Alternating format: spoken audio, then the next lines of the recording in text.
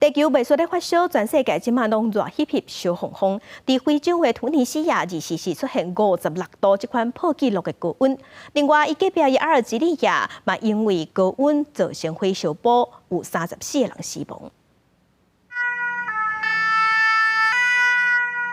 伫非洲北部挖地中海的阿尔及利亚，20时有16个省、97个森林、农田互火烧去。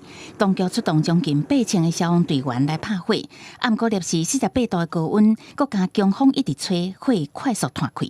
شالت البيت الزوج كانت تحت المدرسة على المنطقة العسكرية هنا.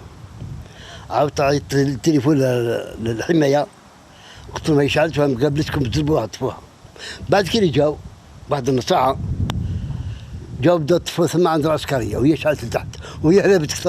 火烧上尾是伫东部卡比利亚的山区，因为透强风，大火一直向海华山的主题区烧过去。贝加亚布维拉、杰吉勒三个省紧急疏散1500人。内政部上新公布统计，显示4位烧团野火至少不幸夺走，包括10个士兵在内34条人命，同时还有26个人受伤。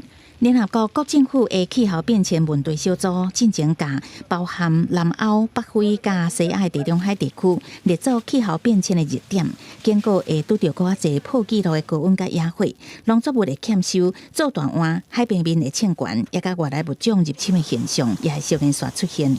科学家早拄啊经过线，挖近阿尔及利亚的突尼西亚20时就出现破纪录的摄氏56度高温，用电量正暗，国营能源供应商紧急宣布停电30分钟至1点钟的计划，来维持系统的供电力。公司新闻王慧文编译。